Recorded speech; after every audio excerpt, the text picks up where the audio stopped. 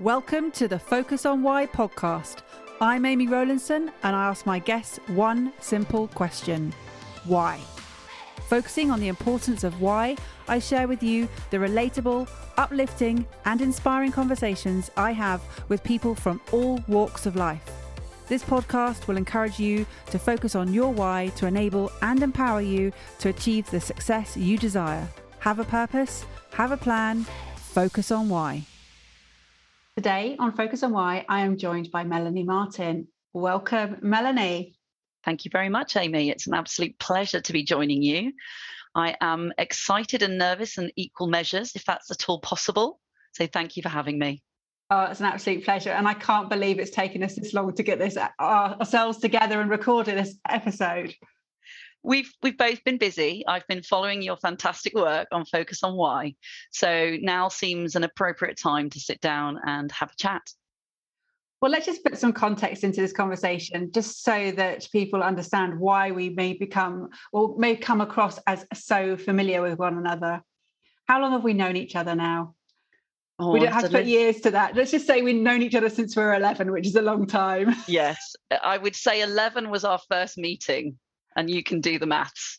Yeah, exactly. All right, all good. So it's several decades and maybe another extra half decade in there as well, but all good. But that might be why we talk so fondly of one another, and particularly why you're here today, because I know how passionate you are about your work, and that's why I've invited you on to share why you do what you do. So let's get cracking, Mel, and ask you, what is that, or what is it that you're doing right now? Well, I'm going to share with you almost 2.5 decades worth of a career story in healthcare. So my journey in healthcare continues, proudly so. I joined the NHS 24 years ago, plus the 4 years of training within the organisation. So quite a few years, and all of my adult life has been dedicated, I suppose, to working for the organisation that I am truly passionate about. So I'm going to share with you about what it's like to work in healthcare from both a personal and professional lens.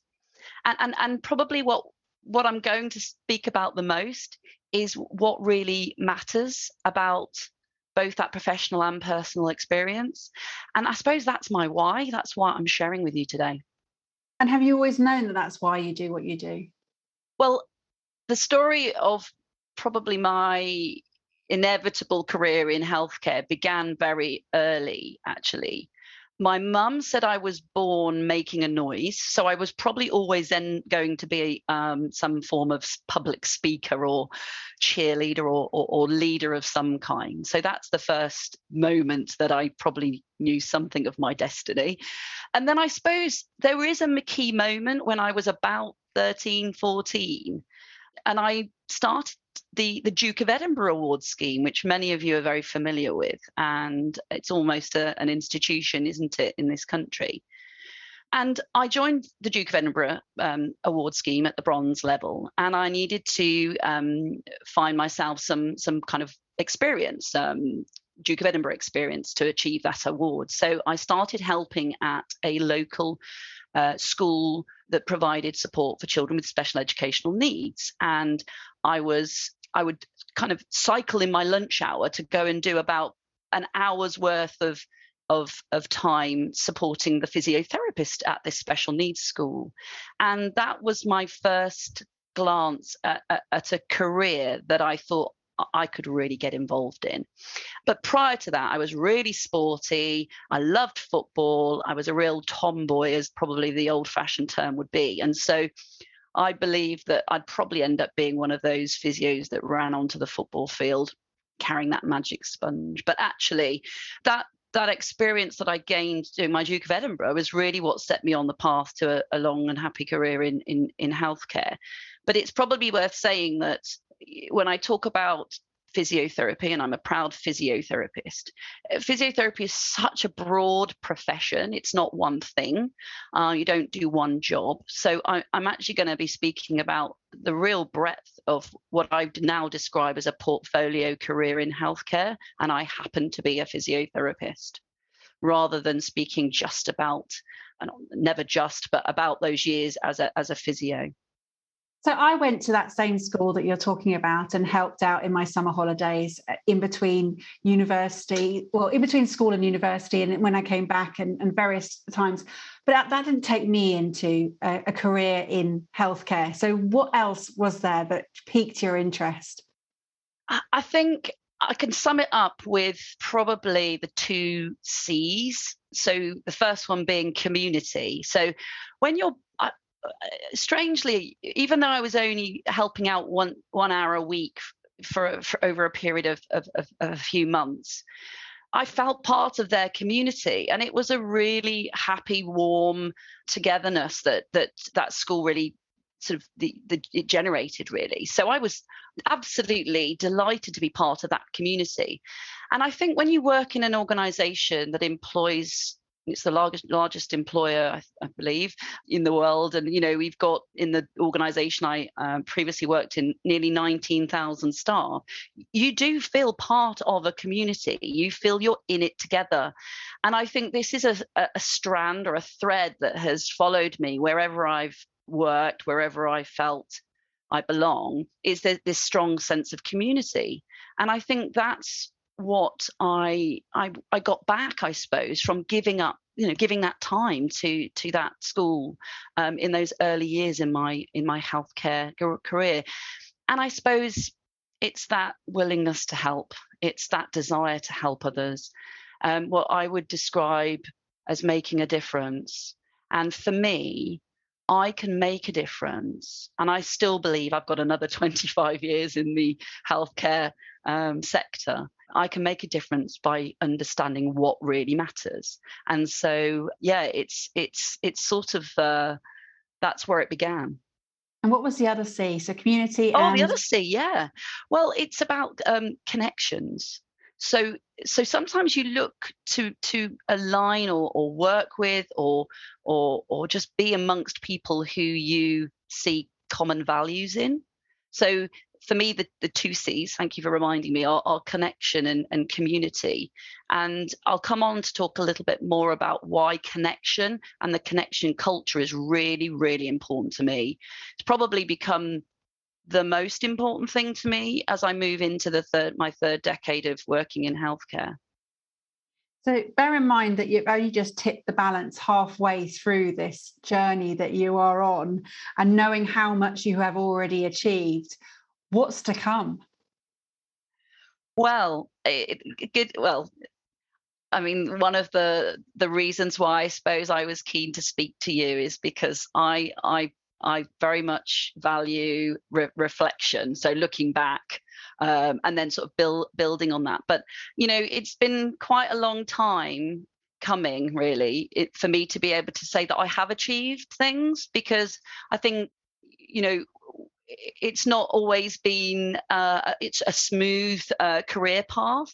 One of the reasons why it isn't always a smooth career path in healthcare is because if you have a strong sense of belonging, you want to be part of a community that shares your values and beliefs, you sometimes don't always fall into either those organizations or those teams that you fit neatly into. So it's taken quite a long time and some professional and personal kind of reflection to say that I have achieved good things, and I'm proud to share what I have done, because if nothing else, for others who are listening to know that these things can be achieved. And I think also when we talk about achievement, that means different things to different people. For me, a strong sense of wanting to make a difference and understanding what really matters to the patients that I serve, the colleagues I support, the organizations in which I am an employee, that makes that's really important to me. So values and are really, really important. So, I have got quite a few certificates. You've alluded to our long-term connections to each other. Well, at school, I had a badge, badges going down both arms. I had Girl Guide badges that I ran out of, sewing, needle and thread for. And yes, I've more recently, I suppose rather, been recognised for my contributions. And it's not, I don't mean I'm proud that I've been upon a stage and got an award. I mean, when you feel that you are able to put your best work out there, and that is recognized with respect, and you're given the autonomy to get on with that good job, that to me is the reward. So that's what being recognized means, is that people trust you to go off and do a good job. And if you feel that you are trusted and you are respected, then you are much more likely to grow, get into your flow, and really do some great stuff. So my reward, or recognition, I suppose, personal recognition, is that feeling of doing good work, and that it's really is starting to chip into that overall goal I had when I joined the NHS, of making a difference. That really matters to me. So what's the mission? I suppose the mission is around, I suppose what I would like to be able to share today is that when you work in a large organization, and you're an assignment number, and you are part of a much bigger plan, you can still have an impact. So I think that's really what's key here. And I think the way that you can have an impact is to join up with others who, like yourself, might have been flying solo for quite a while, and you felt like a bit of a lone wolf pushing on closed doors. Because for a long time, and I'm going to come on to tell you a little bit about what I'm doing now, so the sort of next 25 years, but still in sort of reflective thinking here, if it's really important for me to think that I'm having an impact, I'm making a difference. So connecting up to people that are trying to do the same thing. And you mentioned about how important connections and culture were, and the fact that you're working for the largest organisation in the world, which is just phenomenal. It's just incredible, but also have that autonomy as well. So there's that sort of difference in working, being very connected, but also having the ability to be flexible and have that autonomy of working as well. Yeah, and I don't want to make any assumptions about what the audience might be thinking at this point, because we've all been patients, we've all used healthcare, and we'll have all had a really various experience of healthcare, some fantastic, and we all know the pressures that the NHS and the health and care and social care system are under right now. But I don't want to assume that I'm describing to all that the NHS is an easy place to be an employee. But what I do really want to say is that when you meet that person who's trying to help you, they really are I believe they're doing so with those best intentions and those values. And so I always try to see the best in everybody. So when I go to the doctors, or if I went and had some treatment for an ailment, my assumption would be that they're going to do the best for me. And I find myself from time to time, I suppose, becoming quite protective of the NHS, which is quite crazy to think, because how can one person sort of wrap their arms around the whole thing and sort of defend it in its entirety? But my piece of the NHS, I certainly aim always to bring sort of integrity and put patients first, and truly do that. But I'm a patient, and I will be a future patient. So it's really important to just acknowledge that working in the system, but also being a user of the system, gives you some great insight. And you've alluded to it, what really matters for you, and that it's about making a difference. And what is it? What is it you're referring to? What is that making a difference, and what really matters to you? What really does matter to me is putting our patients, so in a professional context, my patients first, and in a personal context, my family and my friends at the center of how I behave, or how I am around them.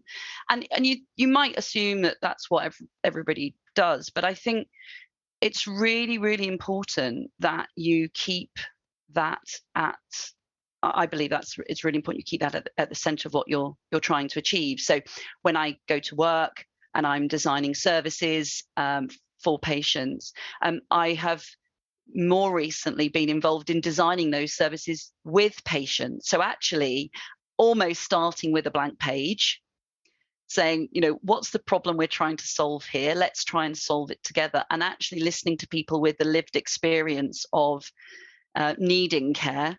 Let's design that good care and what it can look like together. So that's how my role as a physiotherapist has really transformed into someone who is now working in digital transformation. And you can drop the word digital for a moment and just talk about transformation as a whole concept, really, because what I'm trying to do is to ensure that what I leave behind in my 50 years in the NHS is that we've really put the patients truly at the center of the care, and then design the care around them. That's what I'm trying to do. So when I talk about what matters to me, I'll give you a couple of examples. I started working about 10 years ago in a service that supported younger adults with a chronic long-term condition. And when I first met some of those patients, it felt really quite sort of close to home. They were close to my own age. I had family members that were also affected by a similar condition. And I really felt that I was as close as a clinician could be to understanding that problem, that condition. But yet I didn't understand it fully. And until you truly ask those questions about what's it like to live with a long-term condition, what's different about your world to my world, you just don't know. And so by asking some questions that traditionally you would not be asked in a consultation that lasts 10 minutes, I got under the surface of what really mattered to patients. And what I repeatedly heard was, I don't want to be reminded I'm ill when I'm well. And this really got me on the journey of digital health and digital transformation, because if we could design services that make people feel supported and connected to their care when they're well, but they don't need to access it, then when they are well, they can access that care when they need it. And I suppose that was really what I mean by understanding what really matters, because if I know that they don't want to be reminded they're ill when they're well, we need to design services that support them with that. And so that's where I started embarking on designing services that support care outside of the hospital, so remote monitoring. And so I've been involved over the last 5 years with work that's actually focused on keeping patients out of hospital and not necessarily delivering care to them in a hospital. And that's my interpretation of what really matters, is ask the patients what they truly want from healthcare and be prepared to act upon it. So when I asked the question and I heard, I don't want to be reminded I'm ill when I'm well, that's when I started designing services that support patients out of hospital.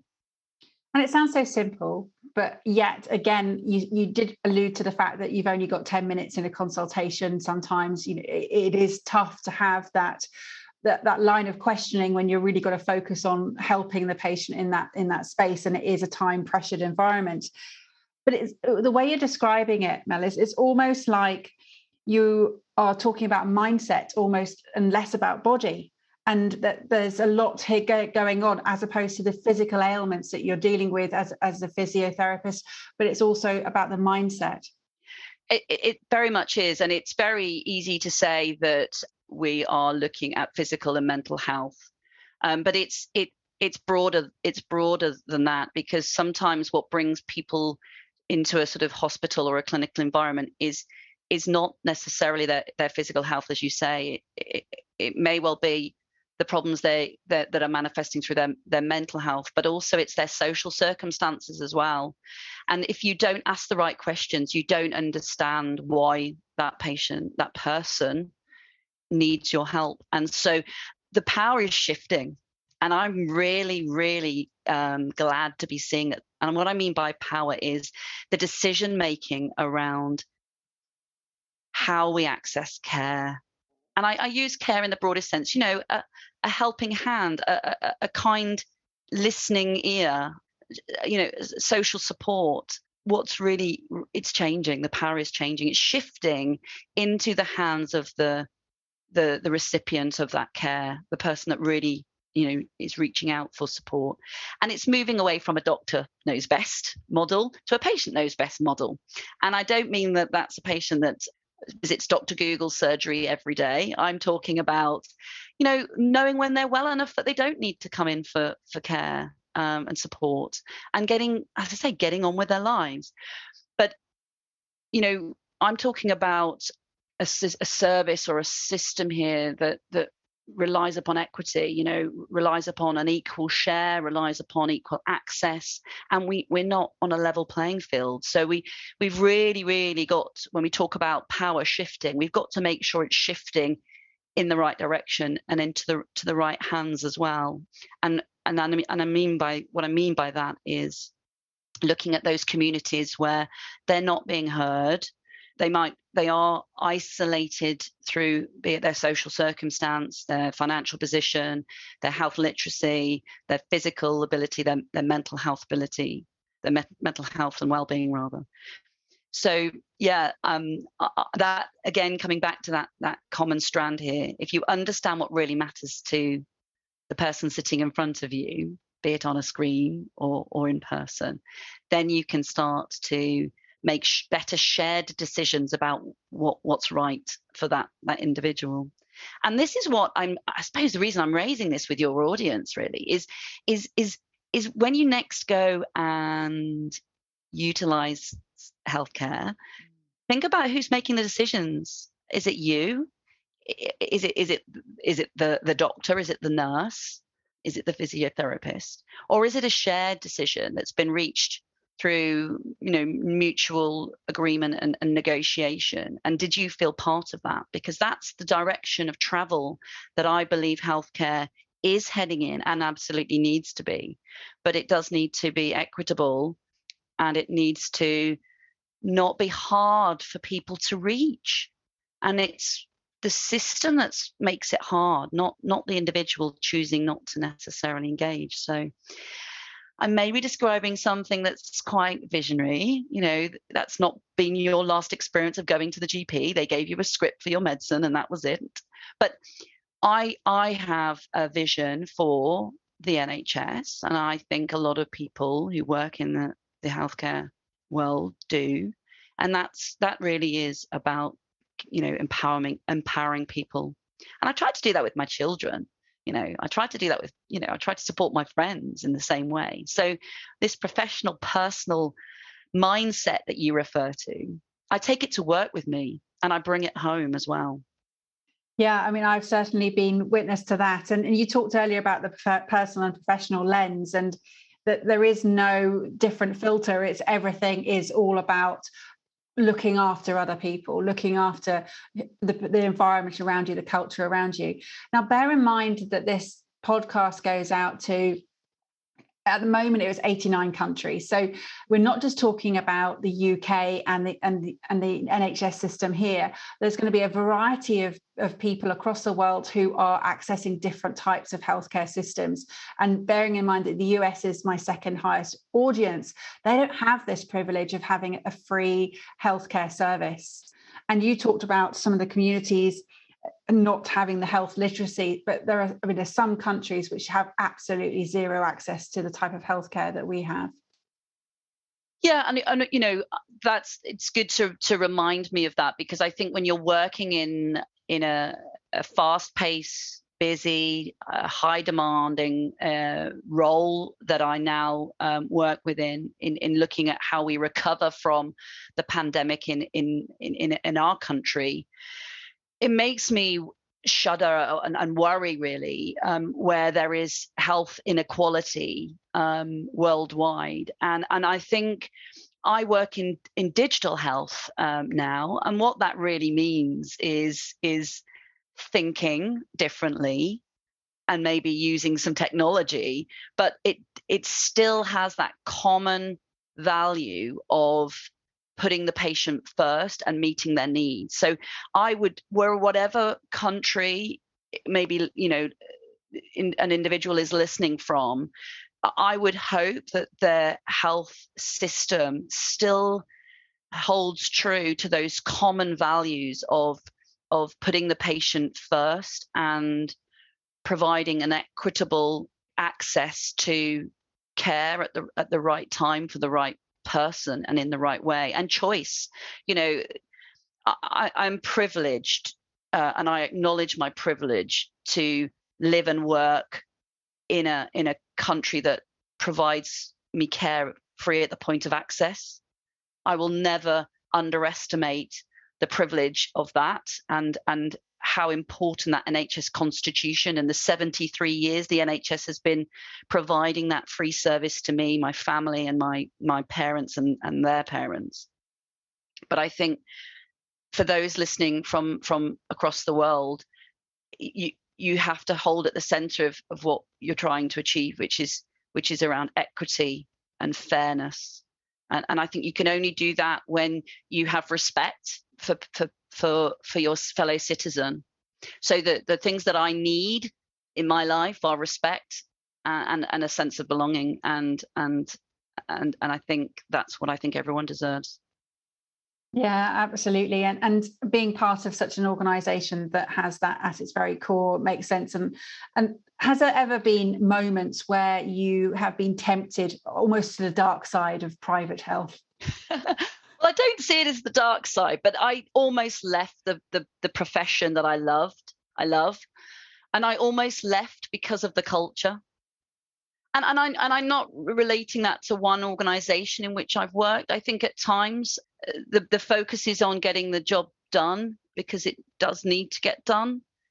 But the way that in which you empower your workforce, the way that you bring people along with you, and I've been complimented, and I don't mind sharing this, I've been complimented for being someone who brings people along. And I think the reason I'll accept that is because I'm very open and honest and genuine, and my heart's on my sleeve, and you get what you hear is what you get.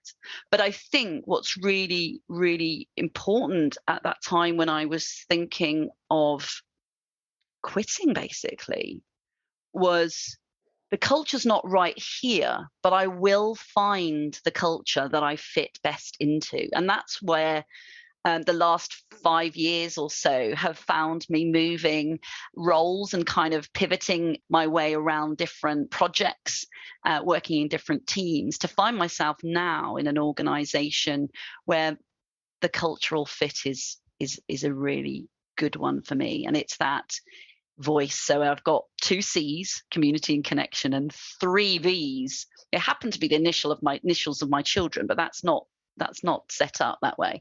My 3 V's are vision, value, and voice. And I think probably I wouldn't have come on this podcast, Amy, 2 years ago, but now I feel happy to use my voice to share my values about working in healthcare and my vision for the healthcare. And I'm just going to share perhaps one more thing with you, if I may. And bear with me on this. This is something I have proudly stolen from the Design Council Innovation Framework. And it's called the Double Diamond. And it's the 4 Ds. So here we go for some more initials to bamboozle you with. Discover, define, develop, deliver. And the principles of the Double Diamond are solving problems in a design sort of context, and in the context of healthcare, I will have used the Double Diamond to design services with and for my patients. But I've actually reflected the Double Diamond framework on myself recently and thought, well, what's the 4 Ds for discovering, defining, developing, and delivering Mel, in kind of the next 25 years? And so the problem, or the challenge, I'd rather not call myself a problem, but the challenge for me is, how do I become an authentic leader doing what I'm doing? Because that is my career aspiration, to be an authentic leader. And how will I know I've achieved that? So I've applied the sort of 4 Ds, the discover, define, develop, and deliver double diamond principles upon myself. And what underpins that is having a clear vision, being able to bring people along with you and understand you and what you're trying to achieve. So it's transparent and honest. Value, so it's based upon the values of honesty, integrity, putting patients first, authenticity. And then the methods, well, I mean, I'm just about to embark on a second master's degree in digital health leadership. Now, for my sins, I suppose, those will be my tools to help me achieve that goal, because I'm very goal orientated, as you probably might expect, that outcome, which is, to be a better authentic leader. So I've sort of thought I would use some science and innovation to sort of look and reflect upon where I am, because I am at that halfway point, 25 years done, maybe 25 years more. So that's the approach I'm taking to go forward. Well, it's super exciting times. And yes, you may have been born making a noise, but you're certainly making a constructive noise right now. Well, you will know. I've usually got something to say. I hope it's positive. Sometimes I may be too much for people. I'm quite aware that I know when to dial down my enthusiasm and passion, but you can't take it away. You can't strip it away from me. So I probably can't apologise for the enthusiasm and the passion. But part of being a more mature, reflective person now is knowing when to how to calibrate some of that excitement that I still have for the work that I do. The energy is fantastic, Mel. It really is. And I can see the power shifting already. So from the 2 C's of connections and culture to the 3 V's, the vision, the value, the voice, to the 4 D's of discover, define, develop and deliver. From the 2 M's, Melanie Martin, I would love to say this has been a fantastic conversation. And I just want to wish you all the best with the next 25 years, because it really is an incredible piece of work. And I feel you've almost undermined your performance in what you've done in some way, because you really have been recognised along the way for your contribution, and it's been phenomenal. And yes, you've got many certificates and badges to prove that, but it's the unknown. It's all of those patients who have improved in their health that you have not sort of taken a recognition for, and some of those people you may never even know that they went on to live fantastic lives and gone on to do various things because of the ripple effect that you've caused. Well, I mean, when you think of it like that, if you think of how many human interactions have I had in healthcare in 25 years, there's a lot, but there's a lot more that can be done. And I will perhaps just mention one final thing, which is I told you the story about working with that group of young adults who were living with a long-term condition that I really wanted to understand what that was like. We jointly co-produced a self-management program. It started off as just a sort of black and white leaflet, really, and it grew and grew, and it took 9 years, and it became a digital resource. We made a film together. It sort of almost made its way onto a sort of an app where you can put in some data before you come into the hospital, so we can understand how you're feeling before you attend. And that was recognised by the British Medical Association as the best patient information resource in 2019.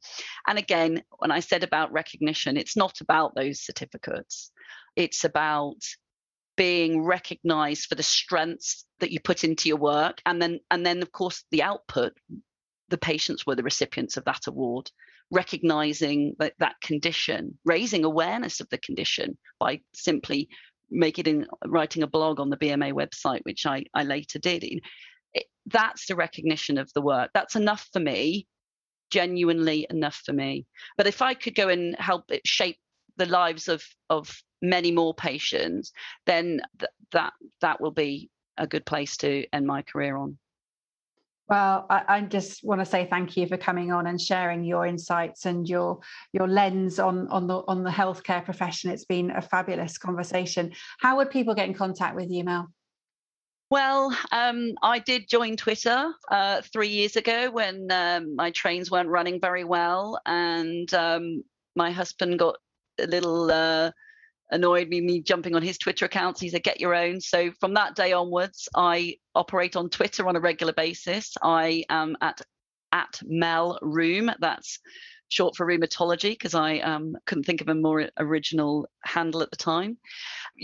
Follow me. I talk on Twitter about professional values and work. I keep my personal life personal, but by all means, come on board and see what me and others that share on Twitter do so around digital transformation, inclusive digital transformation. That is my passion going forward. So if that sounds of interest to you, come aboard. Perfect. Well, I'll make sure the handle gets put into the show notes. Thank you again, Mel. It's been an absolute delight to have you on the show, and really happy with how you are just lighting up the world of healthcare. It's just phenomenal. So thank you for doing all you do. It has not gone unnoticed for sure. Have you got some final words for the audience, please? I suppose I'd just like to finish by, thank you, Amy, for inviting me on to Focus on Why. And I suppose the thing I'd like to sort of leave you mulling over is ask yourself the question, what really matters to you? Because certainly in my healthcare world, what really matters to my patients is what really matters to me. So yeah, just have a cup of tea and think about what really matters on a professional and personal level. Thank you for listening to the Focus on Why podcast. I'm Amy Rowlandson, and if you've enjoyed this episode, please leave me a 5-star Apple Podcast review. Connect with me on LinkedIn, Instagram and Facebook, and become a member of my inspiring, uplifting and positive Focus on Why Facebook group. I help people to focus on their why with clarity, uniting their passion with their purpose with a plan to create the life they truly desire. If you would like me to help you focus on your why, then please book a free 20-minute coaching call via calendly.com/Amy Rowlandson. And if you haven't already, please sign up for the Friday Focus weekly newsletter via my website, amyrowlandson.com. Have a purpose, have a plan, focus on why.